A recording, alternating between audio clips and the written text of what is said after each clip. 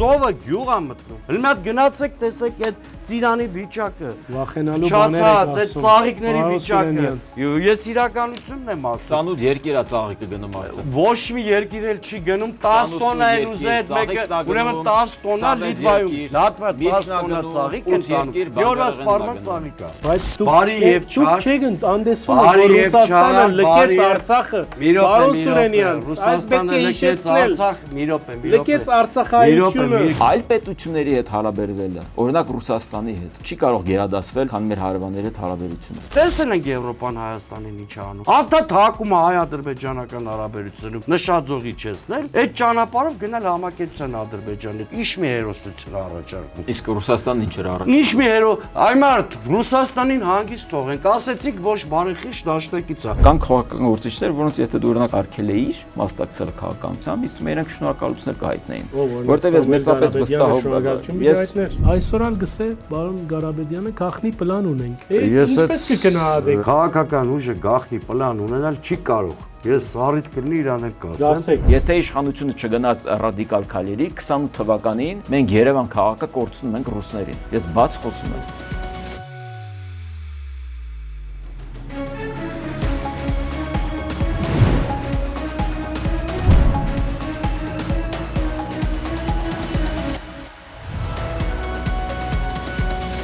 Բարև ձեզ, ես Սակո Արյանն եմ, Արևելքի հարտակով կշարունակենք մեր հաղորդումները, այսօր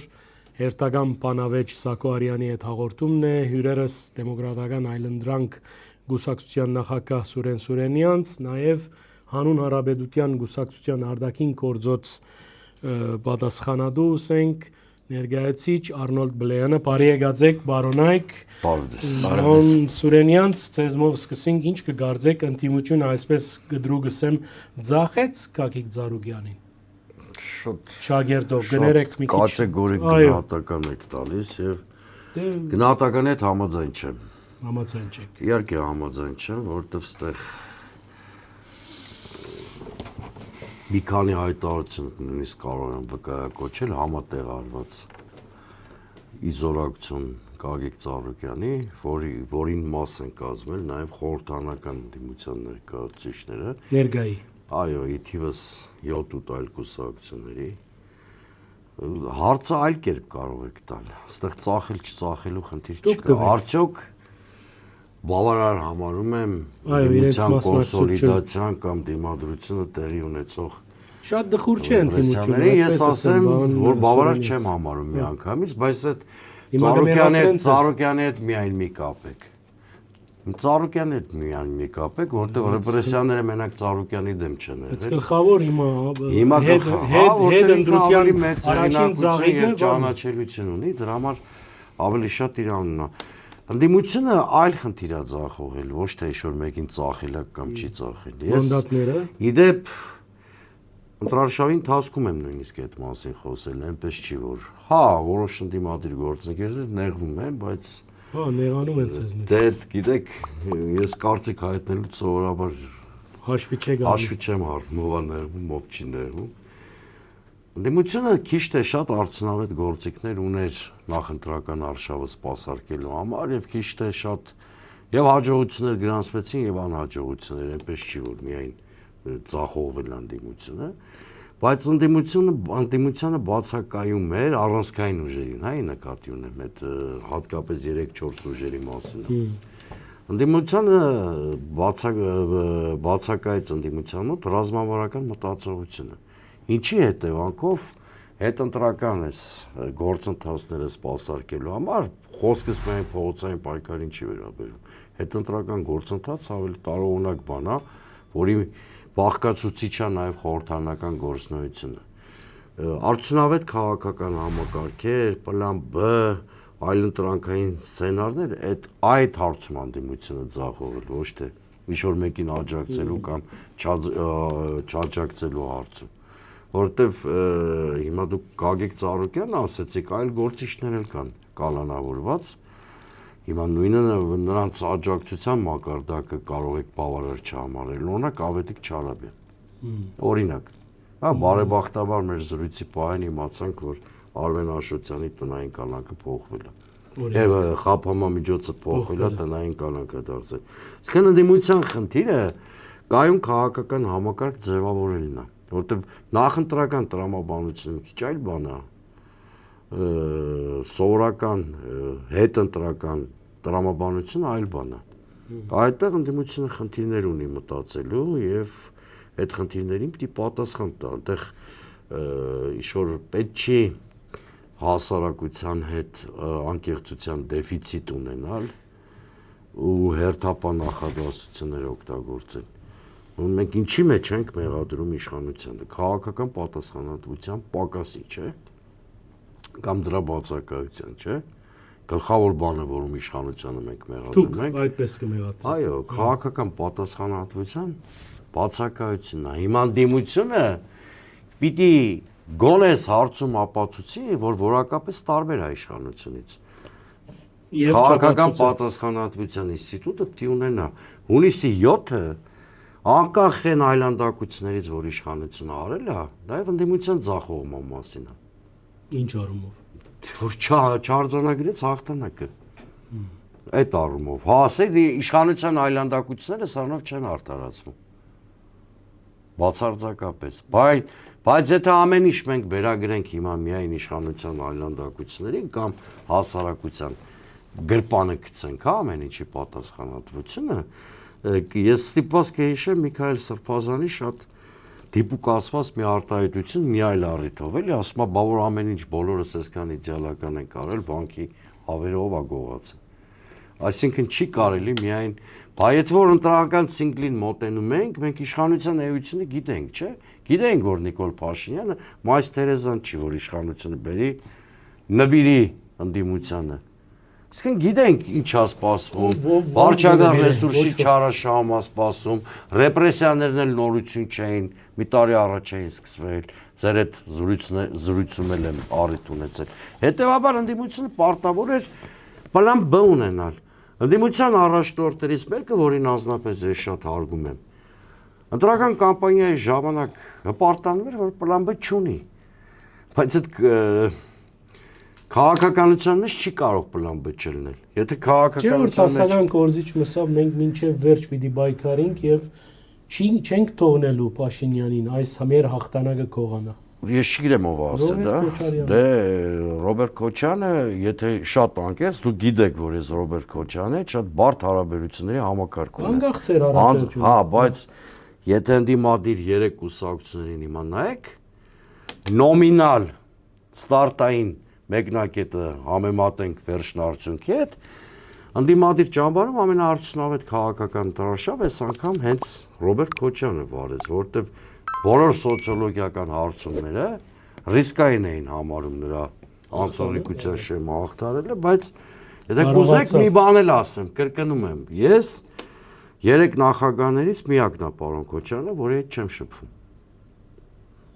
Ոչ թե ինչ-որ անտագոնիզմ բան կա, նախկինում եղած ինչ-որ խնդիրներ կան, որ լրիվ հաղթահարված չեն, հա, բայց այս ընտրարշավը հենց առաջին ընտրարշավն էր, որտեղ Քոչյանին մենք տեսանք ընդդիմադիր քաղաքական առաջնորդի կարգավիճակում։ Կա հաղթահարել էր արդեն ինչ-որ բաներ, այս անգամ քաղաքական кейսով ներկայացավ։ Մա մեկին դուր եկավ, մեկին դուր չեկավ, դա ուրիշ խնդիր է։ Պարոն Բլեյան, ինչ կսեք այս առումով ընդդիմությունը կամ առհասարակ ինչպես կվերապերիք Գագիկ Ծառուկյանի դեմ եղած արշավին, ինչ են գնահատականները ձեր։ Նախ ըստ երևույթին հունիսի 7-ի ընտրությունների արդյունքներից շատ քչերն են գոհ, շատ քիչ քաղաքական ուժերն են, որոնք հասել են իրենց նպատակի, հա, ու շատերի մոտ կային համոզմունքը, որ իրենք այնուամենայնիվ չեն հաջողել, չեն ստացել այն, ինչ իրանք ակնկալում էին, հա։ Հերթով կարող ենք անցնել, բայց կարծում դրա կարիքը չկա։ Գիտեք, ինչ է տեղի ունենում Գագիկ Ծառուկյանի հետ, ես ընդհանրապես միշտ այդքան կողմնակից չեմ եղել, որ այս կամ այն քաղաքական գործչին սկսում ես ով զբաղվում է քաղաքականությամբ կամ չի զբաղվում քաղաքականությամբ, բայց ինքը այնուամենայնիվ այս կամ այն ձևով ներկայացված է քաղաքական դաշտում, տեղի ունենում նման process-ներ, ես ավելի շատ միշտ հակված եմ եղել, որպեսզի մի այնպիսի օրենսդրական փաթեթ ներկայացվի ազգային ժողովում, որ ընդհանրապես կբացառի այն քաղաքական գործիչներին, այն ընդհանրապես կուսակցություններին, որում այս կամ այն կերպ մաս են կազմի իշխանությանը, մինչև 2018 թվականը իրենց արգելվի քաղաքականությամբ զբաղվել։ Աշխատի, բայց այդ ծևը Դե տեսեք, 2018 թվականին տեղի ունեցավ հեղափոխություն։ Երբ իշխանությունը, արդեն հեղափոխական իշխանությունն եկավ, ստանձնեց իշխանություն, նա ասաց, որ մինչ այդ իշխանությունը եղել է ուզուրպացված, այսինքն բռնի կերպով զավթված։ Դրանից 3 տարի անց նույն իշխանությունը թույլատրում է, որպեսզի այն ուժերը, որոնք մասնակցել են Հայաստանում իշխանության բռնի զավթմանը, նորից մասնակցեն քաղաքական process-ների։ Հիմա ես օրինակ իրենք դա ասում են, դա ժողովրդավարություն է, բայց ես կարծում եմ, որ դա ժողովրդավարության հետ կապ չունի։ Ես կարծում եմ, այստեղ քաղաքական պատասխանատվության խնդիր կար, որ պետք է ժամանակից շուտ այն ուժերին, որոնք մեղադրվում են, ընդ որում ես չեմ ասում տենց նստեն որոշեն, որ դու իմ դուրը գալիս ես, դու էլ չես զբաղվի, դու կզբաղվես, դու իմ դուրը չես գալիս, մենք իրար հետ խնդիր ունենք, դու չես զբաղվի։ Օրենսդրը սկզբունք կա, միջազգային փորձ կա եւ այլն, տարբեր ձևով այդ կարելի է ուսումնասիրել եւ Ռոբերտ Քոչարյանի փորձի վրա Մոլդովայում այլ բան եղավ, այնտեղ իրավաքաղաքական գնահատականի մասին կարծեմ չի եղել, այդ հիմնականում նման ձևակերպումներ եղել են օրինակ երկրորդ համաշխարհային պատերազմից հետո, հա, օրինակ նացիզմի հետ կամ ֆաշիզմի հետ առաջված կուսակցությունների, կոմունիզմի հետ, դուք կողմ եք այդ օրենքով ես կարծում եմ օրինակ որոշ քաղաքական գործիչներ ինձ թվում է նույնիսկ ուրախել կլինեն, որ իրենք իրավունք չունենային զբաղվել քաղաքականությամբ, բայց մեր երկրի ժողովրդավարությունը բանը բայց ոչ, ես դա չեմ կարծում։ Չէ, որովհետև եթե մետես ավարտեմ, ես կարծում եմ, որ եթե այն քաղաքական գործիչը, այն ուժը, ես հիմա կոնկրետ չեմ ասում որևէ մեկին, ոչ էլ Գագիկ Ծառուկյանի մասին եմ խոսում։ Որովհետև ես կարծում եմ, ընդհանրապես Գագիկ Ծառուկյանը ամենայն հարգանքով ինքը ավելի շատ բիզնեսմեն է, քան քաղաքական գործիչ։ Ու ինձ թվում է, թե իր մոտ ավելի լավ է, հա։ Կուսակցության Այո, չէ, իմ կարծիքն է, միգուցե ես սխալվում եմ, բայց կողքից դա իմ կարծիքն է, որ իր մոտ դա ավելի լավ է ստացվում։ Նա եղել է կոալիցիոն ուժի մի մաս, բայց ես խոսում եի դրանից առաջ կան քաղաքական գործիչներ, որոնց եթե դու օրինակ արգելել էիր մասնակցել քաղաքականությամբ, իսկ դու իրենք շնորհակալություններ կհայտնեին։ Որտեղ ես մեծապես վստահ ես հավատում եմ, որ թե Սամվել Կարապետյանը, թե Ռոբերտ Քոչարյանը շնորհակալություն պիտի իրենց կամքով չեն մտել քաղաքականության մեջ կամ վերադարձել քաղաքականություն։ Եվ ամենայն հավանականությամբ իրենք շնորհակալություն էլ կհայտնեին, որ եթե իրենք ստիպված էլ չզբաղվեին, զերծ մնային այդ քաղաքականությունից։ Տեսեք, համաձայն եք, պարոն Սուրենյան։ Եվ վերադառնալ ժողովրդավարության բանին, պարոն Սուրենյանց, այն քաղաքական գործիչները, որոնք արդեն իրենց գործունեությամբ ցուցադրել են, որ իրենք դեմ են ժողովրդավարությանը եւ իրենք հակաժողովրդավարական են, չի կարելի թույլատրել մասնակցել ժողովրդավարական process-ների, եւ դու գիտես, որ իրենք ապրիորի ուզում են մասնակցել ժողովրդավարական process-ների, որպեսզի գան իշխանությանը եւ տապալեն ժողովրդավարությունը։ Մենք պետք է պաշտպանենք ժողովրդավարությունը, հակաժողովրդավարական ուժերից։ Ժողովրդավարությունը մեզնից։ Տեսեք, ես այս գնահատականների մեծ մասի հետ համաձայն չեմ բնականաբար։ 2018 թվականին Այն գործիչների չեմ, որ 2018-ի հետևում ինչ-որ դավադրություններ փնտրեմ։ Չեք փնտրած։ Չէ, ես մաքուր գործեր։ Դե եկեք այդ գնահատականը չկային խնդիրներ, որոնք կուտակվել էին եւ ոչ մի արտաքին միջամտություն զորու չի տասնյակ հազարավոր մարդկանց փողոց անել։ Այդ եկեք ընդունենք այդ ելակետը այն անում։ Եթե չլինի ներքին հիմք, չի ստացվում։ Դա ես դեմ չեմ, որ արտաքին ինչ-որ շահառուներ են հայտնվել, որոնք Ջամբազություններին դե ամեն process-ում կարող լինի։ Հիմա ես դեմ եմ օրենսդրական ֆիլտրումներին։ Բայց եթե Նիկոլ Փաշինյանը 2018 թվականին իսկապես հեղափոխական օրակարգը իրականություն դարձներ, այսինքն այն խոստումները, որ հնչեցվել էին դա ինչ էր, դա կլանների դեմ հեղափոխություններ, չէ, մեկ անձի դեմ չէր, այդպես ասենք։ Կլանների դեմ հեղափոխություններ, խմբի իշխանության եւ այլն։ Դե Նիկոլ Փաշինյանը հեղափոխությունը կապիտալիզացներ կոնկրետ ռեֆորմներով, ֆիլտրումների կարիք չեր էլ առաջանա։ Այսինքն բոլորի մոտ հանրային գիտակցության մեջ ռեֆորմների արդյունքում կձևավորվեր մի վիճակ, որ մարդկանց գիտակցության մեջ այլևս 2018-ից առաջ գործող համակարգերի ռեստավրացիայի խնդիր չէր էլ առաջանա։ Ամբողջ խնդիրն է, որ Նիկոլ Փաշինյանը հեղափոխական օրակարգը ձախողել է։ Դեռ օրենք ընդունել չընդունելի չի։ Հիմա ինքը ո՞ս կարող ուզուրպացիայի մասին օրինակ խոսի արդեն հիմա։ Երբ որ հենց ինքն է իշխանության ուզուրպատոր։ Հիմա կարևոր չի այդ 5 մանդատը ոնց կազդեն։ Կարևորը նա, որ բռնի մեթոդներով ազգային ժողովի խճանկարի վրա ազդեցություն են գործել։ Կուսակցությունից մեկը այն ընտրաթիմը, որ ես եմ ներկայացնում, անցողի կանցան շեմը հաղթարել էր, իրանք վերցրել են կամայականորեն որոշել են, որ այդ խմբակցությունը չպետք է անցնի։ Դա իշխանության ուզուրպացիա է, իշխանության ուզուրպացիան լուծույթ չի, որ 20%-ով լինի 30, ասում են հա, բարգավաճի 5 մանդատ լինել, միևնույնն է կառավարություն ձևավորելու իրավունք է ստանում ԿՊ-ն, հա, բայց դա կապ չունի, այլ որակի իշխանություն ենք ունենում, իշխանություն, որը մեծ գայթակղության դեպքում անգամ չէր կարող ավտորիտար հակումներ ունենալ, իր խորհրդանում իր սահմանափակ ներկայացում։ Հիմա որակյալ մեծամասնություն ունի։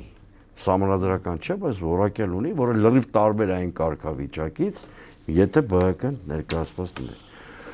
Հիմա երկրորդ հարցը Գագիկ Ծառուկյանի դեմ տեղի ունենում քաղաքական հաշվեհարդարի դասական դրսևորում։ Եռափուլ է դա տեղի ունեցել։ Քարոզ Արշավի 3-րդ օրվանից սկսած Նիկոլ Փաշինյանը մտավ մի շարք մարդկանց տներ, այդպես էլ դուրս չեկավ, գլխավոր տիրախներից մեկը Ծառուկյանն էր, ընդ որում դա այն դեպքում, երբ որ ամբողջ ընտրարշավի ընթացքում չեք գտնի մի դեպք, երբ որ մեր ընտրաթիմից թիրախավորվել է իշխանության որևէ մեկի անդամին տանիք կամ եւ այլն եւ այլն։ Բայց Ծառուկյանը բաներ ասեց։ Էդին երբ ասեց, երբ որ Փաշինյանը արդեն վուլգար տոնով 10 անգամ ասել էր, սա մեկ։ Երկրորդ փուլը այդ ԲՀԿ-ին խմբակցությունից զրկելն էր։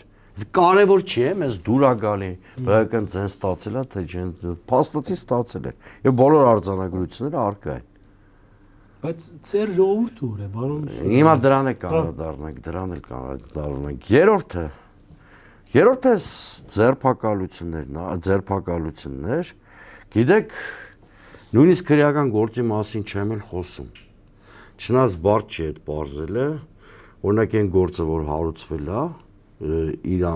իրանցիների հետ կապված, ճիշտ գլխիվար շրջված է քրեական գործի սուբյեկտների տեղը։ Նույնիսկ Իրանի Իսլամական Հանրապետության պատկան մարմինները գրավոր արձանագրել են, որ այդ մարդիկ են Ծառուկյանին, պարկ այդ գումարը, լավ թողենք այդ գործը։ Ինչի պիտի ձերբակալությունը նման ոչ իրավաչափ տարբերակով տեղի ունենալ, եթե մարդը չի դիմադրում, ընդհանրապես այդ զգետնելը, ձեռնաշղթա հագցնելը, դա գիտեք, դա կա օրենքով նախատեսված 3 դեպք նման բանի դիմելու համար։ 3 դեպքից որևէ մեկը չի եղել։ Այդ ցուցադրական ավտորիտարիզմը։ Երկրորդը, ինչ մեղք ունեն այն հազարավոր աշխատակիցները, տարբեր ձեռնարկությունների, որոնք չեն աշխատում, հա, կապարակնքվածագործանները ու չեն աշխատում։ Ինչ մեղք ունեն այդ մարդիկ։ Այդ մարդիկ, որոնց մի մասն էլ նույնիսկ հիշում եք, չէ՞, մի աշխատող ասեց, որ այս անգամ էլ է Նիկոլ Փաշինյանին ձեն տվել, այդ կոնյակի գործանի աշխատող, օրինակ։ Չեմ նկատի, բայց լավ, հիմա տեսեք, ինչ վերաբերվում է իմ գործընկերոջ մի դիտարկման, մենք հենց այդ ճանապարհով էլ գնում ենք, անկեղծ ասած։ Որ ճանապարհ։ Որ քաղաքական սերնդափոխություն պիտի լիներ, ես էլ կարծում եմ, ու դրա համար էլ նաև դրա համար պարոն Ծառուկյանը վարչապետի թեկնածու իրեն չհայտարարեց ու դեմ էր, որ հայտարարենք մենք, նաև պատճառներից մեկը, քանի որ անցած փուլը կարող ենք շատ պարզ խոսել։ Մեր մոտ աշճանական հենց այդ process-ներ գրում էր, որ խոշոր սեփականատերը ձևավորում է ինքը քաղաքական հարթակ կամ նպաստում է դրա ձևավորմանը, հա, այսպես ասենք, եւ առաջին դեր քաղաքականության մեջ չի ստանձնում, այսինքն գնում ենք այն տարբերակին, երբ որ ամբողջ աշխարհում կա, որտեղ խոշոր սեփականատերերը քաղաքական հետաքրքրություններ ունենում են, բայց անմիջական իրանց դեմքով Վրաստանի օրինակն է մի քիչ նման։ Չէ, ինչի արևմուտքում էլ դա շատ ընդունված է, դոնորներ ունեն, չէ, քաղաքական խմբերը, որտեղ Կուսակցության ղեկավարներ չեն իրենք։ Հա, բայց ասում եմ այդ ճանապարհով ենք գնում մենք, պարոն Ծառուկյանը վստահաբար ոչ վարչապետի հավակնություններ, ոչ էլ մանդատներ վերցնելու։ Արդյոք շանս չունենալու համար։ Ինչի համար։ Այսինքն ձեզ թվում է որ վարչապետի տեխնացուեր հայտարարել շանս է, երկուսը շանս ունեն, շատ անկեղծ լինենք, հենց քաղաքական դրաշավի կեսից պարզ էր, որ այն երկու ֆավորիտ ուժերը կան, ԿՊ-ն եւ ուժեղ Հայաստանը, բայց քաղաքական բոլոր ուժերը իրենց վարչապետի տեխնացուն ունեն, ու դա շատ նորմալ է որ ունեն, որովհետեւ եթե օրինակ մեկը հայտնվում է խորհրդարանում, էլի արևմտյան ժողովրդավարության կանոններով համաձայն այդ մարդը նույնիսկ սվերային կաբինետ ձևավորելու իրավունք ունի կամ այլ ընտրանքային կաբինետ, այդ միայն էլեկտորալ հնարավորության հետ մի կապեք վարչապետի տեխնացուի հռչակումը։ Ընդհակառակը ես կռիվ տվողներից մեկն եմ եղել մեր թիմում, որ անպայման վարչապետի տեխնացուի անուն տանք, որտեղ հա որտեղ այդ եթե չես տալի այդ դեպքում էլ ընտրողը քաղաքական պատասխանատվության պակասի մեջ կարա քեզ մեղադրի ի վերջո ո՞նց ես մոտիվացնում կոնտրոլին օրինակ իմ գնահատմամբ դա մեր քվեների վրա բացասաբար ազդել է բացասաբար երբ որ մենք վարչապետի տեխնացուի անունը չենք տվել բայց որ ամփոփեմ միտքս եթե նույնիսկ Նիկոլ Փաշինյանը ինչ-որ բարեփոխումներ պիտի աներ, այդ պոտենցիալը ինքը սպառել է 2018-20 թվականների միջակայքում։ Թող ոչ թե ֆիլտրող օրենքների ընդունմամբ, այլ իրական ռացիոնալ բարեփոխումների միջոցով իսկապես թողածներ նրան, որ ինչ-որ համակարգերի ռեստավրացիայի ճանապարհ փակվեր։ Բայց ինքը գնաց այդ համակարգերի վատ որակները կրկնօրինակելի ճանապարհով եւ իր ստեղծած համակարգը այսօրվա գրեթե ոչինչով չի տարբերվում այն համակարգից, որը գործել է մինչև 2018-ը, գրեթե ոչինչով չի տարբերվում։ Մանավանդ խորհրդանշական մի բան էլ չէ, կա օրինակ կուսակցությունում իր երկու տեղակալները, մեկը հանրապետականի միջավայրից է ծնվել, մեկը Բարգավաճ Հայաստանի։ Այսինքն իմ մոտ օրինակ տպավորությունն է, որ ինքն թակարակը սելեկցիոն ձևով այն հին համակարգի վատ կադրերի, կարիերիստ կադրերի, հա, այս դեպքում մի քիչ բացասական իմաստով եմ ասում, հավաքեց իր մոտ եւ ռացիոնալ որևէ համակարգ չձևավորեց, ցավոք սրտի։ Այո, ես չեմ կարծում, որ հեղափոխությունները մի այդքան աննշան ազդեցություն ունեն այն քաղաքական հանրային հարաբերությունների համակարգի վրա, բայց ցավով եմ ասում, սա կորսված շանս դարձավ, դրա համար այո, այս ընտրությունները փակուղի է, բոլորը դժգոհ են։ Զրուցակցիս հետ լրիվ համաձայն բոլորը։ Իսկ ինչի մարդ դուրս չի գալիս փողոց։ Բայց ո՞վ է ձեզ ասել, որ ինչ-որ ակնհայտ ֆավորիտ կա ընտրություններում, որ Չէ, ֆավորիտի խնդիրը Հիմա տեսեք։ Այսքան բան ասեցիք, Նախ խորհրդանական ընտրություններից հետո Հայաստանում երբեք էլ մարդիկ փողոց դուրս չեն եկել։ Ոնց։ Այտենց խորհրդանական ընտրությունը դա նախագահ։ Հա, բայց խորհրդանական ընտրությունը սպეციფიკա ունի, այստեղ շահողը մեկը չի լինում։ Եկեք համաձայնվենք, շահողը մեկը չի լինում։ Տարբեր չափերով, բայց հիմա օրինակ 3 շահող կա, ճիշտ է։ Հիմա այս բանի 3 շահող կա, եկեք ընտունին։ Դա ասա մեկ, այսինքն այն խումբը, որը օբյեկտիվորեն դժգոհ է, հասարակության մեծամասնություն չի։ Օրինակ Բարգավաճ Հայաստան կուսակցությունը, ճիշտ է։ Մեծամասնություն չեք։ Հա, օբյեկտիվորեն։ Երկրորդը գամելի ընդդիմության կառուցվածքին։ Սա վատի իմաստով, լավի վատի խնդիր չի, ես փաստ եմ արձանագրում, 4 փաստ։ Այս ընդդիմության կառուցվածքը, որ ասում եմ ընդդիմություն, եկեք 3 առանցքային կուսակցություններ, հա, նկատի ունենամ, ամենայն հարգանքով բոլորի հանդեպ, հա, որովհետև նո արմատական ընդդիմության այդ բանը, այդ 3 կուսակցություններ։ Հիմա այս անդիմության առաջնորդությունները իրենց կերպով պահպանողական են, իրենք հեղափոխական չեն։ Հետընտրական գեներացիա այս ուժերից պետք չի սպասել։ Խոշոր կապիտալի երկու ներկայացուցիչ եւ նախկին նախագահ։ Իրանք օրինակ ես չգիտեմ հիմա անդիմության առաջնորդը լիներ Լևոն Տեր-Պետրոսյանի կամ Վազգեն Մանուկյանի պես մարդ, գիշերը երբ որ Նիկոլ Փաշինյանն ասուլիսը տվեց, երբ որ էլ արդյունքները հայտնի չէին, այո, ինքը ինչ արձագանք կտար։ Շատ հնարավոր է լրություն։ Ես ձեզ ասում եմ, որովհետև իրանք բանը այն մեր իմացած, հա, կարող եմ համարել եմ խորտ մի քիչ այդ միջավայրը, որտեղ ես այլ քաղաքական միջավայրում եմ մեծացել, որտեղ ավելի չասեմ, հա, իմպուլսիվ, բայց ավելի քաղաքական նախաձեռնողական եւ քաղաքական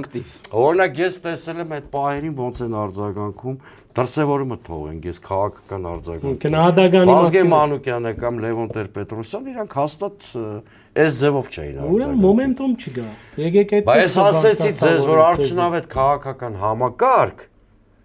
ընդդիմությունը գործող չուներ, կամ ինքը պետք է 7-ին հաղթեր, շատ անկեղծ էր պարոն Կարապետյան ասում, որ պլան B չունի, ոչ թե ինչ-որ բան էր թաքցնում։ Ինքը որովհետև կա բարդույթ այս տիպի ընդդիմությունների համար հոգեբանորեն դժվար ընդդիմություն լինելը։ Լավ էր։ Իսկ այս հարցը դամ ու անցնենք պարոն Բելյանին, ինչպես այսօր ալ գսե պարոն Ղարաբեդյանը գախնի պլան ունենք։ Ինչպես կգնահատեք։ Էլ եմ ասում, պարոն Ծառուկյանի ընկերն է, պարոն Կարապետյանի հետ էլ շատ մարգային հարազատ հարաբերություններ ունեն։ Լավ հարաբերություններ ունենք դուք բոլորի հետ։ Բայց դա կապ չունի։ Քաղաքական ուժը գախնի պլան ունենալ չի կարող։ Ես առիթ կլինի իրան էլ կասեմ։ Ինձ թվում է դա շատ անզգույշ եւ ոչ լավ հայերեն իմաստով լավ չձևակերպված արտահայտություն է։ Եվ օրենսդրությունը, եւ քաղաքական տրամաբանությունը, եւ մրցակցության սկզբունքը հուշում են, որ քաղաքական գաղտնի պլաններ չեն կարող լինել։ Կարող են չբացահայտված պլաններ լինել, տակտիկական, իսկ թվում է ինքնից էդի նկատի ուներ, տակտիկական ինչ-որ նկատառումներով պլանի մի մասը, բայց ոնց որ դուք 4-րդ հարցի հիմա մեզ չեք բացահայտում, չէ՞։ Այդպես բան կարա լինի, բայց գաղտնի հաղորդում չենք կարող նկարանել։ Շատ լավ։ Պարոն Բելյան, այս բոլորի մասին խոսեցանք, ես գուզեի նաև ձեր գուսակցության քննադատանը լսել, անշուշտ դուք նաև թիմեցիք սահմանադրական դատարան եւ քիչ առաջ ասիք, որ բոլորը դժգոհ են, բայց մենք այդ դժգոհության հիմքով առնվազն ձեր եւ ձեր նման ասենք մյուս արևմտամետ ուժերու մոտ ոչ մի ռեակցիա, ոչինչ չտեսանք, այսինքն դուք ուղղակի հարվածը ստացաք, չգրցակ խորհրդարան անցնել եւ այսօր ինչ կնեք, ինչով սպաղացեք։ Ինձ հետաքրքիր է այդ մեկը։ Օրինակ, երբ 2021 թվականի արտահերթ ընտրությունները տեղի ունեցան եւ մենք մասնակցում էինք դաշինքով քրիստոնյա ժողովրդավարական կուսակցության հետ Շիրինյանի։ Այո, մենք չանցանք, մենք ասացինք, որ մենք ընդունում ենք քվեարկության արդյունքները, հարց չենք, որ ընդդիմությունս իրենք են, բայց այնուամենայնիվ դա մեր ժողովրդի քվեն է, մենք հարգանքով ենք վերաբերվում մեր բոլոր համակարգացիների ընտրության իրավունքին եւ իրենց ընտրած քաղաքական գործիչներին եւ մենք ընդունեցինք թե իշխանությանը թե ընդդիմությանը։ Հիմա այս անգամ էլ երբ դա տեղի ունեցավ, մենք ասացինք մենք ընդհանրապես հիմա հարց չենք, որովհետեւ այն ամենօրյա ստացվող այդ հաղորդումները ընտրակաշարքի վերաբերյալ դրանք հարցեր են առաջացնում։ Եվ դրա համար մենք դիմեցինք սահմանադրական դատարան։ Հարաբես մենք կարծում ենք, որ կենտրոնական ընտրական հանձնաժողովը որպես սահմանադրական մարմին ինքը պետք է սահմանադրաիրավական գնահատական տար հենց ընտրություններից առաջ դեռ այդ ամենին։ Բայց դա տեղի չունեցավ։ Հետո մենք դիմեցինք սահմանադրական դատարան, մենք ասացինք, որ մենք ինչ սահմանադրական դատարանը որոշում կայացնի, մենք դրա հետ կհամակերպվենք, որովհետև դրանից այն կողմ մելատյան չկա։ Հիմա իրենք ինչ որոշեցին, մենք դրա հետ պետք է համակերպվենք։ Մենք հաշտենք, հիմա հաշտենք, թե հաշտենք։ Դա է իրականությունը, որ ազգային ժողովում հիմա կա Հայաստան եւ ուժեղ Հայաստան դաշինքները ներկայացված։ Մենք դիմեցինք սահմանադրական դատարան եւ մեր պատճառաբանությունը այն էր, որ եթե ընտրությունների ընթացքում եղել են այդպիսի բազում քանակի ընտրակաշարքի վերաբերյալ հաղորդումներ, ձերբակալություններ, հետապնդումներ քրեական Հետևաբար այդտեղ պետք է ինչ-որ լինի, այդ օրինակ մոլդովական ընտրությունների ժամանակ հենց համրական դատարանի որոշման հիման վրա, երբ ընտրակաշարքի հիման վրա արդեն կուսակցությանը արգելվեց մասնակցել ընտրական process-ների։ Դրանից առաջ կար ռումինական փորձ ու որևէ արտառոց հակաժողովրդավարական այդ մեկը անելու, բայց չրավ, չես գիտեր։ Որևէ արտառոց կամ հակաժողովրդավարական բան մենք չէինք առաջարկում։ Մենք ի սկզբանե մենք ասել ենք, որ մենք վարչապետի տեխնացու չունենք, մենք չենք ասել, որ մենք վարչապետի տեխնացու ունենք, մենք վստահ էինք, որ իշխանությունը կանցնի, մենք վստահ ենք, որ իշխանությունը այնուամենայնիվ կձևավորվի քաղաքացիական պայմանագրի շուրջ եւ մենք ուզում ենք, որ ընդդիմափոխություն տեղի ունենա։ Մեր համար կարեւոր էր, որպեսզի ընդդիմությունը լինի ինքնիշխան։ Այբ օրինակ մի քիչ առաջ խոսում էին, որ թե ինչ որոշեց ուժեղ Հայաստանը, ինչ որոշեց Հայաստան դաշինքը, մասնակցեն փողոցային պայքարի, ինչ անեն, երբ անեն, ինչ անեն։ Ես կարծում եմ իրենք չունեն այդ ինքնիշխանությունը որոշումներ կայացնելու, թե երբ հելնեն փողոց, թե երբ չհելնեն փողոց։ Այսինքն երբ իրենք ասեն, որ իրենք պետք է հելնեն փողոց, իրենք այդ ժամանակ կհելնեն փողոց կամ լավ էսպես ասեմ, միգուցե իրենց որոշումը պետք է համաձայնեցված լինի։ Ինչ որ տեղի հետ։ Հա, ինչ որ տեղի հետ։ Բոլորս գիտենք։ Որպեսզի իրենք օրինակ ասեն, հիմա հելնենք փողոց, թե հիմա շոկ է, սպասենք ամրաբան աշնանը կհելնենք փողոց, կամ սպասեք, հեսա կատնամթեր կկարգելվի, այն ժամանակ մենք կհելնենք փողոց։ Կամ սպասեք, հիմա ձմեռ է գալիս այդ ժամանակը։ Այսինքն սա շատ լուրջ հարց է, մենք կարող ենք օրինակ խոսել, բայց չենք կարող չնկատել սենյակի միջի մեծ փղին, էլի, որքան էլ որ մութ լինի այդ սենյակում։ Ես իհարկե չեմ կիսում օրինակ Բարգավաճ Հայաստան կուսակցության գաղափարախոսությունը, բայց այնուամենայնիվ ինչ որ խնդրարույց եմ համարում այնուամենայնիվ իրենց չանցնելը խորհրդարան, որովհետև ինձ համար օրինակ միջևերջ պարզ չէ, թե ի վերջո ինչ տեղի ունեցավ, որ իրենք չհայտնվեցին ազգային ժողովում։ Հասկանում եք, ու ինձ համար դա խնդրարույց է, որովհետև ես ուզում եմ 8 տարի անց Հայաստանում լինեն այնպիսի ընտրություններ, լինի այնպիսի խորհրդարան, որ նույնիսկ եթե ես օրինակ չընդունեմ այդ կուսակցության գաղափարախոսությունը, այնուամենայնիվ ես նայեմ, ես ասեմ, այստեղ խնդիր չկա։ ԲՀԿ-ի հետ կապված իմ մոտ հարցեր կան, որոնք ես դեռ չեմ կարողացել ի վերջո հասկանամ, թե ինչ տեղի ունեցավ։ Ես հույս ունեի, որ Սահմանադրական դատարանը նաև դրան կանդրադառնա, բայց անդրադառնալուց հետո էլ ես չհասկացա վերջին ինչի մասն է խոսքը գնում։ Եթե ավարտեցիք այս փուլը, Ման Սուրենյանց, հիմա անգերց հարցումը ձեզի, ձեր առաջիգա անելիքները, որպես Թաշինք ԲՀԿ-ի հետ, ինչ ծևի դակ պիտի լան։ Վաղը միսօր ամսի, այսին շուտով երկուսը։ Ամսի երկուսին խորհրդարանը պիտի գումարե Անտրանի։ Եթե դուք նկատի ունեք, որ ազգային ժողովի խճանկարի վրա ինչ-որ ձևով պիտի ազդենք, զրուցակցից հետ համաձայն եմ, այդ բաները, ռեսուրսները սպառված է, օրենսդրությունը սպառել է այդ ռեսուրսները։ Հիմա համաձայն ենք, համաձայն չենք, դա իրոք արդեն։ Ծերը նելիքները եւ առհասարակ այս ազգային ժողովեն դուք որպես քաղաքական գործիչ։ Հիմա տեսեք, մի քանի հարցի պատասխանեմ, անդրադառնամ շատ հակիրճ։ 2021-ի ընտրությունների արդյունքների հետ քաղաքական առումով ես հաշտ չեմ եղել, որտեղ ես իշխանության կոշտ քննադատն եմ եղել, բայց լեգիտիմությունը իմ մոտ էլ կասկած չի հարուցել 2021-ին։ Լեգիտիմ էր այն ժամանակ։ Հա, ես 5 տարի շարունակ, եթե նկատել եք, Նիկոլ Փաշինյանի լեգիտիմության ճգնաժամ իմ խոսիթում չի եղել, բացարձակապես։ Հիմա այս խորհրդարանը մի հատ այ դուք հարց եք տալի խորհրդանի մասին ինչ կարծիք ունեք։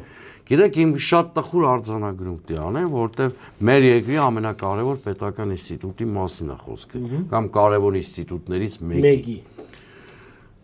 Այս ինստիտուտը մեռելացին է դեռ չձևավորված, ցավոք սրտի։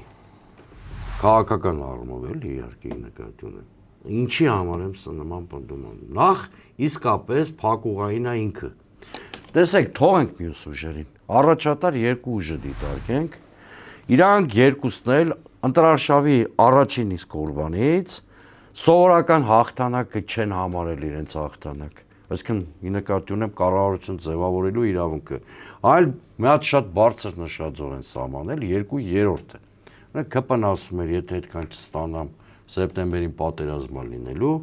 Ենթադրաբար, որովհետև չէր կարող Սահմանադրության հանրաքվեն անցկացնել,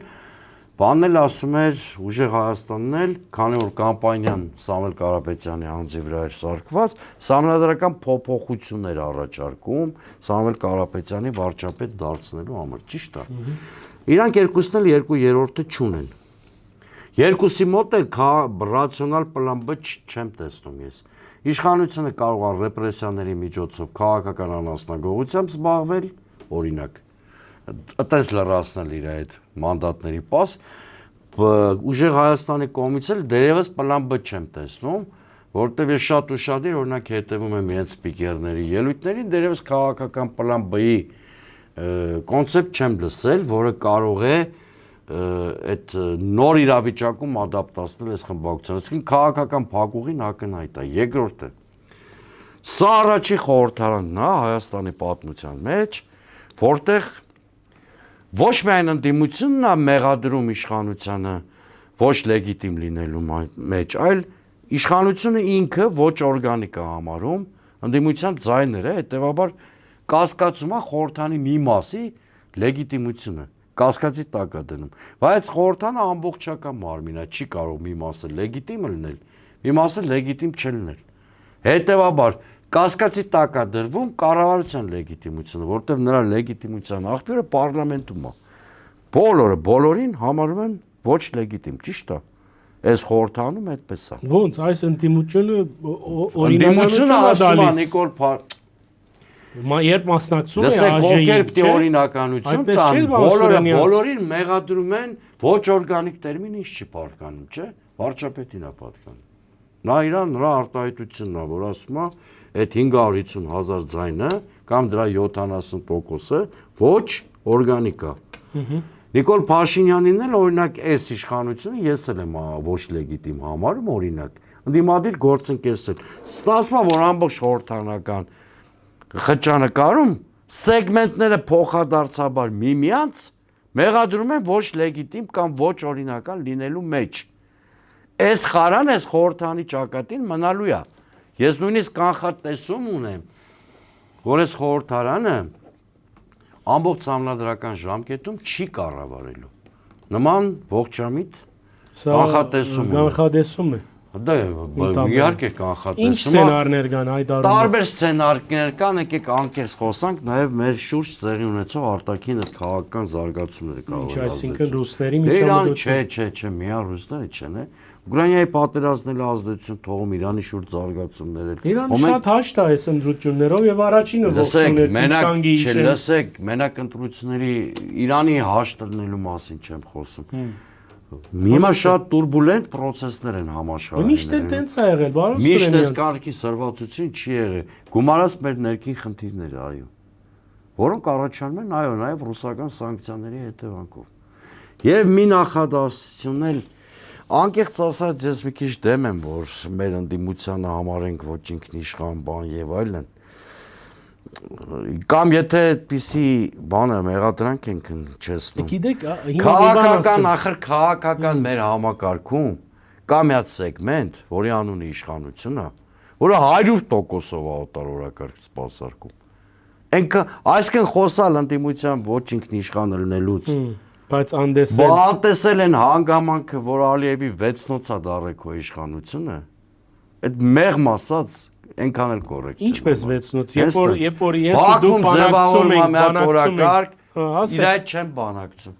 Բաքվում ձևավորում է մի հատ օրակարգ։ Արևմտյան Ադրբեջան պիտի իսեք։ Չէ, ես եկեք չասեմ արևմտյան, ուզում եք ասեմ էլ։ Դա իմիջիալուս կատակ չի, ցավոք սրտի։ Դա կատակ ինչքան էլ եկնեն։ Եթե թույլ տաս արևելյան էլ գտնի։ Մի րոպե,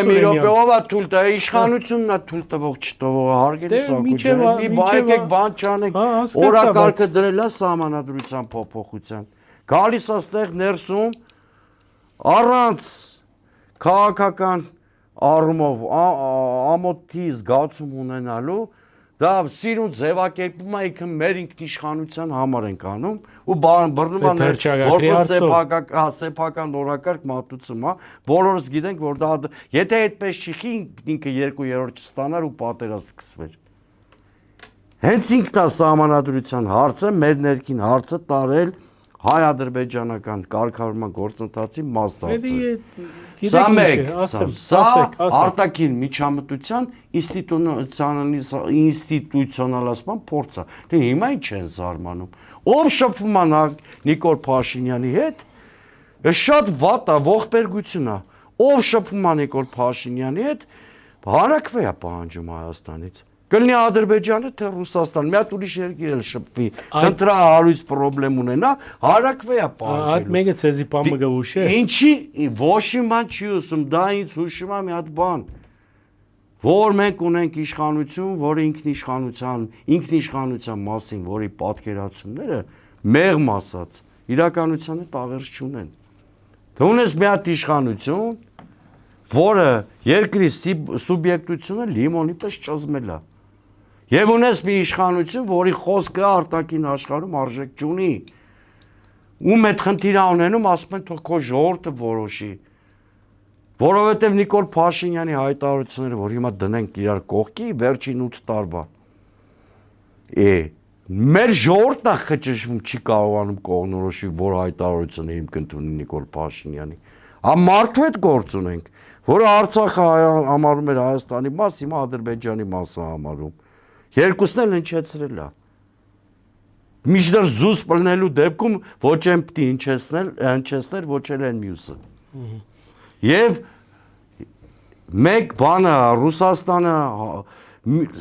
տեսեք ինքը ղեկավար է, որ հայ-ռուսական հարաբերություններում 2018-20 թվականներին ամենանավաստացուցիչ քայլն է արել։ Օրինակ Սերժ Սարգսյանի վրա էլ ա եղել ճնշում Սիրիա բան ուղարկելու։ Այդ սակրավորներին։ Ուզում էր ջանավար մերժել է, բայց չէ, դա չէ։ Ինչ եմ ուզում ասել։ Բայց տաշնագիցների միջև այնքան հակասական եւ կոնտրաստային հայտարարություններ է Նիկոլ Փաշինյանը արել։ Ու հիմա էլ շարունակում է։ Օրինակ, որ ասում այլընտրանք ենք փնտրում դրամա Ռուսաստանի հետ։ Այլընտրանք ունենք դրամա Ռուսաստանի նկատմամբ այս քաղաքականությունն ենք վարում, որը բերում է սանկցիաների։ Բալա որ այլընտրանք ունես, քեզ զանգե Պուտինի խնդրում սահմանափակումները վերացնի։ Հասկանում եք, հայտարարությունները ղեկավարի մի քիչ պիտի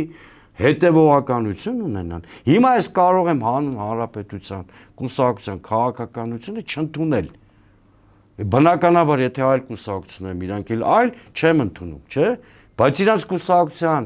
առանց նույնիսկ ամեն անգամ իրանք հայտարարությունը կարդալու, իրանք կուսակցության քաղաքական գծի հետևողականությունը վստահ եմ, որ պահպանվում է։ Համաձայն եմ դրա հետ, համաձայն չեմ, դա ուրիշ խնդիր է, բայց դրա համար էլ տարբեր կուսակցություններ են։ Այսինքն որ ասում ես X կուսակցություն, հասկանում ես ինքը ինչ քաղաքական նիշի վրա է։ Մյուսը ԿՊ-ի պարագայում Նիկոլ Փաշինյանի։ Այս սալաթա նոր 2018-ի մասին ենք խոսում, բայց կարելի էր ժողովրդի հետ էներգետիկան այս կարգի մսխել։ Որ հիմա իսկապես չիմանաս ինչի գնահատական տաս ու ինչից սկսես։ Այս բոլորին իսկապես ծանր մեղադրանքներ ես անցամ ճուզեցի մեկնաբանել կամ պատասխանել, գուզեի նաև ծեր գարձիկը, որովհետև որոշ թրվակներու բարակային ինչ որ թելատրագանություն մգա բան Սուրենյանցի խոսքը, օրինակ հիշեմ շատ ինչ պետք ուներ Փաշինյանը Ստեփանագերդի հրաբարագեն հնչեցնել Արցախը Հայաստանը եւ վերջ։ Խորքի մեջ ես գիտեմ, բادگերացում ունեմ, ինչու այդպես ստացվեց, հետո նաև ասելու համար, որ Շուշին մենք ինչ պետք ունեինք, առնվազն խոցված ժողովրդին այդպես չես իրավունք չունիս այդպես ասելու, բայց էլի ես կհասկանամ իր հոգեվիճակը, դժգույն քաղաք էր եւ այլն եւ այլն։ Այս բոլորի առընթեր դուք որ կհամարվի մոդիկ կուսակցությունը իշխանություններուն, հատկապես ԿԲ-ին։ Ինչ պատասխան ունիք ձեր ընդդիմախոսին։ Դե համենայնդեպս ես երբեք չեմ հավատացել, որ այդ արտահայտության հիման վրա Իլհամ Ալիևը որոշեց պատերազմ սկսել Արցախի դեմ, որ Նիկոլ Փաշինյանը հայտարարեց, որ Արցախը Հայաստանը եւ վերջ, ուրեմն դա էլ պատճառալն է, որտեղ օրինակ դրանից առաջ Սահմանադրական փոփոխություններ տեղ ունեցան Լեռնային Ղարաբաղում, որտեղ այդ գրավյալ տարածքները մտցվեցին սահմանադրության մեջ, որպես տարածք, որ դա ճիշտ է։ Կամ անվանափոխություն տեղ ունեցավ, Ղարաբաղը դարձավ Արցախ, Լեռնային Ղարաբաղը դարձավ Արցախ, որ շատ ավելի լուրջ կազուսբելի են իրենց տեղից, քան օրինակ Դե բայց ինքը բանակցային գործընթացի սուբյեկտ չէր, եկեք չմոռանանք։ հա, բայց դու կոնկրետ գործ ունես Ամեն դեպքում Փաշինյանը բանակցային գործընթացի սուբյեկտ է, Արկադի Բակո Սահակյանը ոչ։ Եկեք այդ ընդունենք էլի։ Չէ, մի րոպե։ Ես ունեմ տարածք։ Իմ տարածքում կան ինչ որ անջատողականներ, ինչպես օրինակ Ադրբեջանի պատկերացման են ասում, հա, եւ այնտեղ իրենք որոշել են, որ բացի այն տարածքը, որ իրենց նայեն կանում, որ Արցախի ղեկավարության որոշումները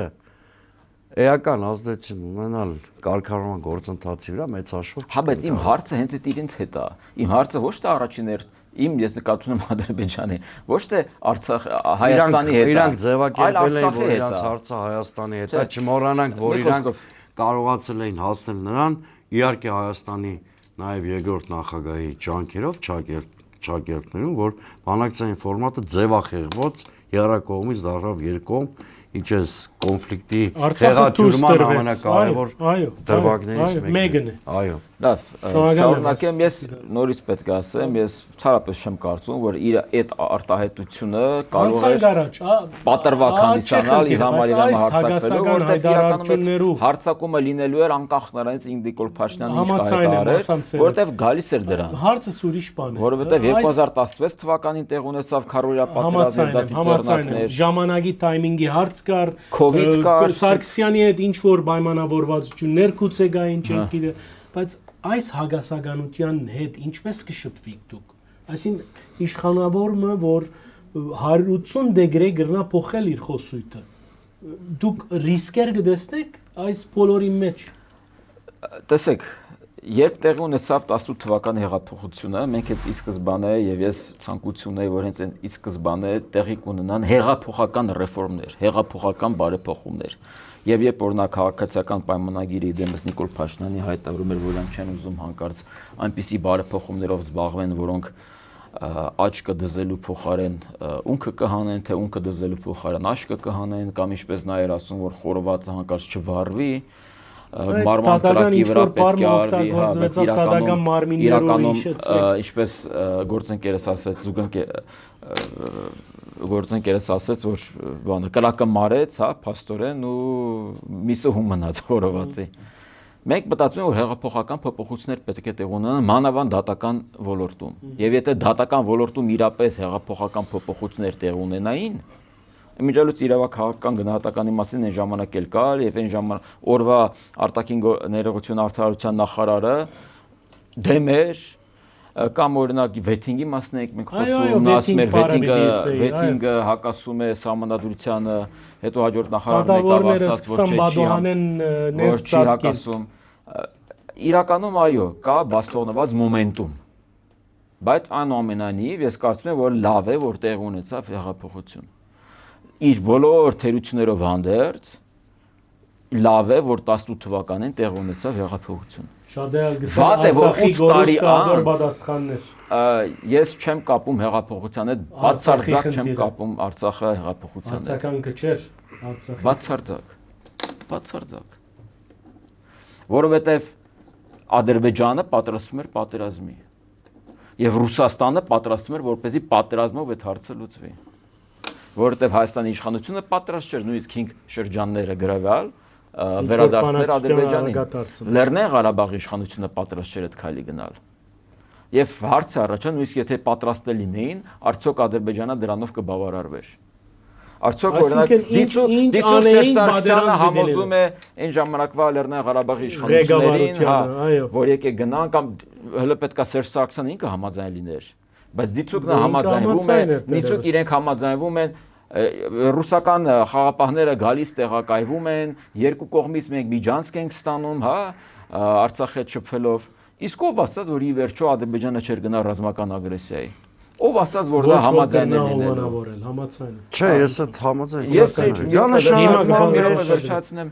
Մենք չենք կարող վստահաբար լինել, որ եթե օրինակ ժամանակին մենք համաձայնեինք Լավրովի պլանին,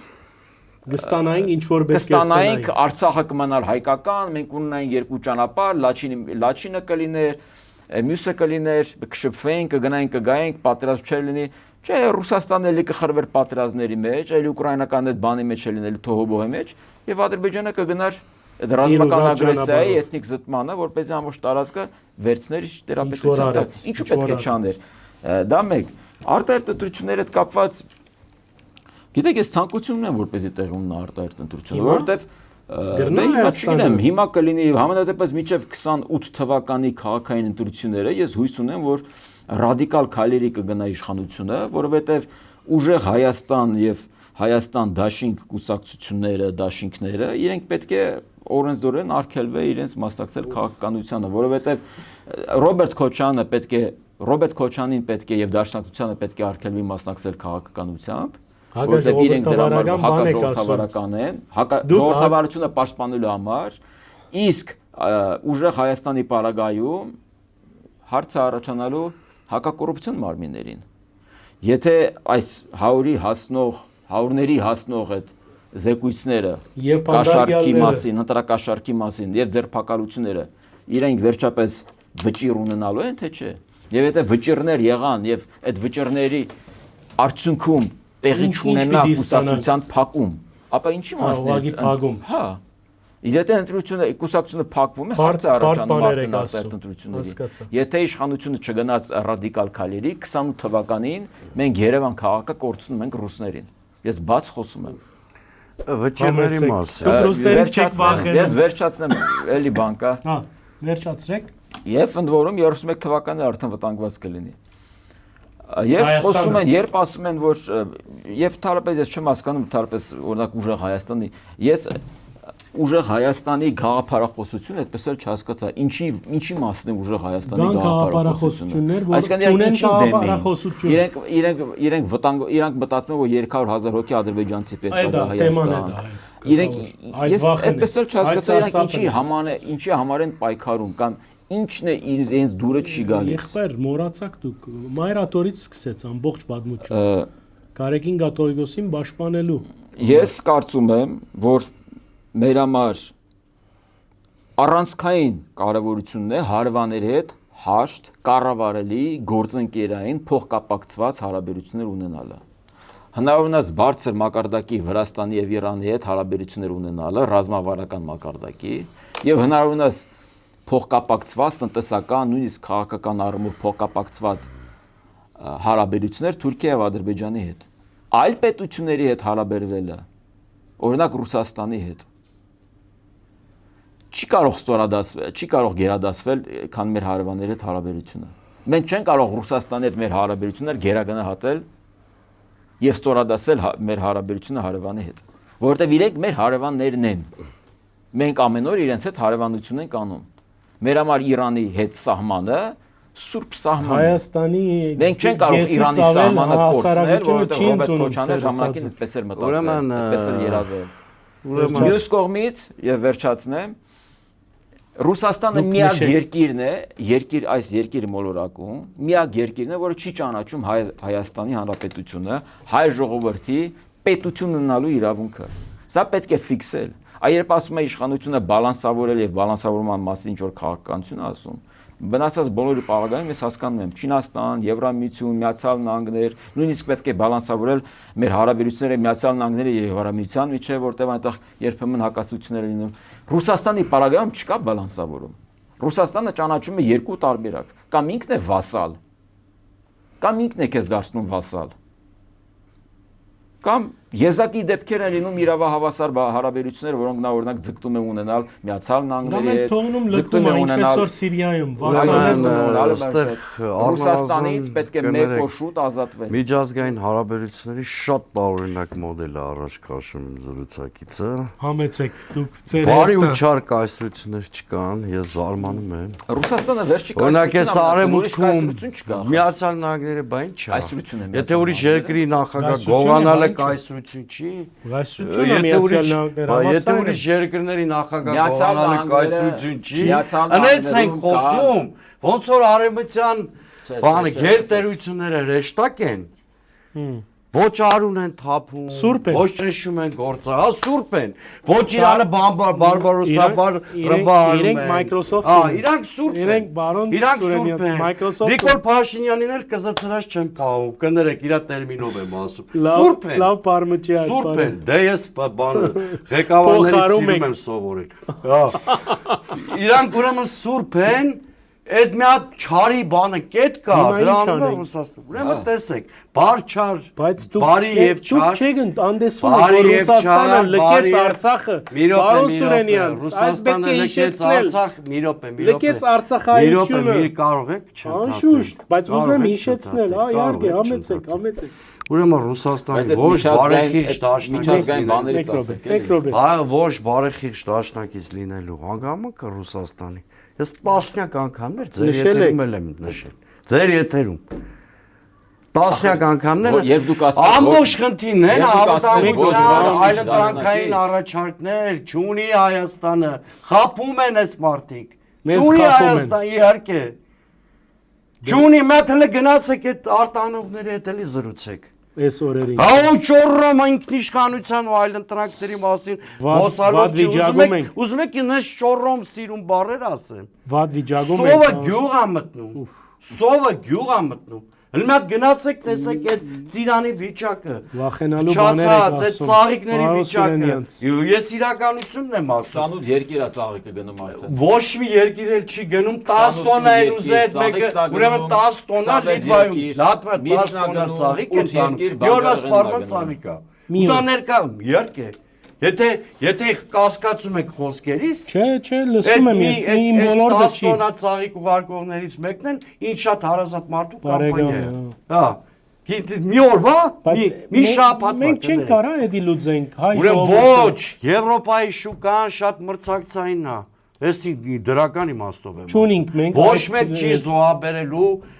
Մեր աչքերի իրանց համար։ հարազատ Ուկրաինայի գյուղատնտեսության հետ կապված հիշում եք Լեհաստանում ինչ Ինչեր արեցին, եւ հիշում եմ, ինչեր եղավ։ կարտոֆիլները Ոչ տանում էին մեկ փողոցները։ Մայս Տերեզա չի, բոլորն էլ իրանց կոշտ աշխարհակաղակական շահեր ունեն։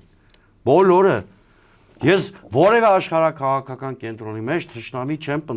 փնտրում։ Կլինի դա Ռուսաստանը, կլինի Եվրամիությունը, թե Միացյալ Նահանգները։ Ոչ մեկի մեջ էլ չեմ փնտրում։ Ոչ մեկ էլ մեզ չի խաբել, որ մեզ անվտանգության երաշխիքներ է տալու։ Շատ լավ է վատ է այդ մի երկիր կա, որ տվել է, շատ վատ է կատարում, հա, դա քննարկելու բան կա։ Կատարել բրձել է արդեն։ Մի րոպե, չկա էս։ դե հիմա մենք չգիտենք, որ բազան չլինի, ինչ կարա լինի։ Ինչ կարա լինի։ Չգիտեմ, դուք եթե համարում եք, որ Ադրբեջանի ու Թուրքիայի բանը իդեմս իրանց այնքան բարեկիրթ հարևաններ ունենք։ Ես չասեցի բարեկիր։ Դե այդ Արցախի կործանման մասին, որ խոսում ենք, ռուսների դերը ոչ մեկ պատասխանատվությունը ոչ մեկ չի չեղարկում, ես էլ։ Շնորհակալ եմ։ Այդ Մակրոնի ու Միշելի դերակատարության մասին չենք ուզում խոսանք։ Թե իրանք բան չեն արել այդ ուղղությամբ։ Այսին իրենք ցերկերը Պրագայի համաձայնագիրը, որտեղ էլ անվտանգության երաշխիքներ էին տալի, ում քավորությամբ աստորագրվել։ Այդ հերիք չի է ժողովրդին ականջով մտածող արարածի տեղ դնենք։ Մակրոնը մի հատ պոստ կանի, հուզա կեղեքիչ։ Դրանից մեր անվտանգային խնդիրներն են լուծում, թե մեր բանը, տեսել ենք Եվրոպան Հայաստանին ինչ անում։ Անդադ հակում է հայ-ադրբեջանական հարաբերությունում նշաձողի չեսնել, այդ ճանապարհով գնալ համակեցության Ադրբեջանի հետ, ինչ մի հերոսություն առաջարկում։ Իսկ Ռուսաստանն ինչ էր առաջարկում։ Ինչ մի հերո, այ մարդ, Ռուսաստանին հանգիստ թողենք, ասեցիք ոչ բարեխիղճ դաշնակից է։ Հիմա ասում եք անվտանգության Ես համաձայն չեմ այդ բարե։ ասում եք, դա ձեր խնդիրն է։ Ես էլ ընդհանրապես Հայաստան ասում եմ, որ Հայաստանում արևմտամետ չկա, նեղացած ռուսամետներ եք դուք։ Որտեղ ես Ռուսաստանից բանը մեծ ակնկալիքներ չեմ էլ ունեցել։ Հիշում եմ այս տերմինը։ Ես այդ կարգավիճակից դուրս եկա, ես այդ կարգավիճակից դուրս եկա։ Ուրեմն հիմա էլ դուք ռուսամետ եք։ Բայց ես դուրս եկա, իմ աշխարհայացքը մեծացավ։ Լավ։ Շատ լավ։ Ինքնակրթվել եմ, դուրս եմ եկել այդ վիճակից։ Հիմա Ձեր խոսքը ասեք։ Ուրեմն իմ խոսքը շատ հստակ է։ Մենք ունենք մի հատ արկածախնդիր արտաքին քաղաքականություն։ Ես իմ զրուցակցին չեմ մեղադրում, ինքը գործադիր իշխանության ներկայացուցիչ չի։ Խոսում ենք քաղաքականության։ Մանավանդ շատ մեծ հարգանք ունեմ իմ խոսակցի։ Շատ լավ է, շատ լավ է։ Ես ասում եմ գործ ունենք մի արկածախնդիր քաղաքականության հետ։ Այս արկածախնդիր քաղաքականության պարագայում ես հակված չեմ Մոսկվայում, Բրյուսելում եւ Վաշինգտոնում մեղավորներին փնտրելու, որտեղ նրանցից յուրաքանչյուրը կոշտ իր շահերի սպասարկող է, դա ճիշտ է։ Ես հակված եմ մեր մեջ փնտրելու այս իշխանությունը ոչ թե իրականությամբ ապրում, փորձում է իրականությունը իրեն հարմարեցնել։ Դրա վերջը ինչ է լինում, բոլորս գիտենք։ Վերջին հարցս բարոնայք, պարոն Բլեյան, ձեզնից սկսեմ, առաջիկա փուլը դուք ինչպես կպատկերացնեք, ինչ են ձեր անելիքները եւ որպես քաղաքական միավոր գուսակցություն ինչպես կուզեք, որպես ուժ, ինչ է ձեր, ասենք, օրագարկը։ Դե Շունչ առնելու չափեր։ հա, որովհետեւ իրականում մենք հիմա շունչ ենք առնում դեռ։ Ուզում ենք դեռ մինչև սեպտեմբեր շունչ քաշենք։ Եվ ըստ այդմ որոշումներ կայացնենք, այնուամենայնիվ ես կարծում եմ, որ շատ անելիքներ կան, որովհետև ըստ երևույթի սպասվում է թեժ աշուն, ըստ երևույթի սպասվում է թեժ ձմեռ, ըստ երևույթի սպասվում է թեժ գարուն, հետո թեժ ամառ, որովհետև թեժ ամառը միշտ կա։ Պատմական ժամանակաշրջանում ենք ապրում, երբ Հայաստանը հնարավորություն է ստացել օբյեկտից վերածվի սուբյեկտի, եւ մենք տեսնում ենք արդեն իսկ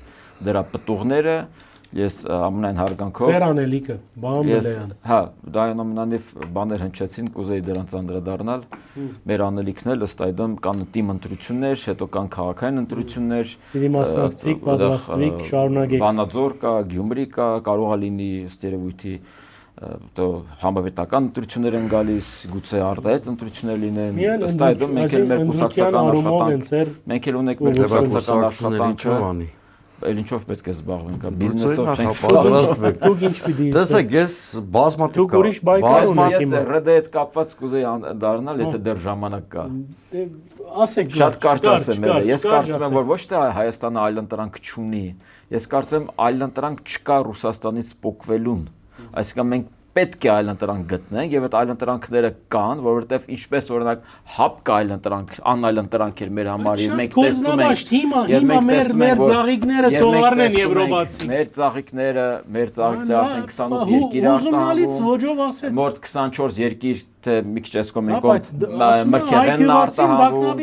մոտ 8 երկիր արդեն բանջարեղենն է արտահանվում, ժամանակ է մի փոքր սուղ է լինելու, դժվար կլինի, բայց որովհետև մենք չենք կարող մեր պետությունը, մեր պետականությունը զոհաբերել հանուն լոլիկի, ծաղկի, բանկարի, մրգեղենի, հանուն մարդու էլ չի կարելի նման արկածախնդիր։ Եվ մենք չենք կարող թույլ տալ, լոլիկը հետևում կանգնացած աճեցումն է։ Այ երկիրը իրենք պետք է իրենք տեսնում են ինչ է կատարվում, ժամանակ է եղել, քանի տարի է մենք ասում ենք, քանիցս ասում ենք,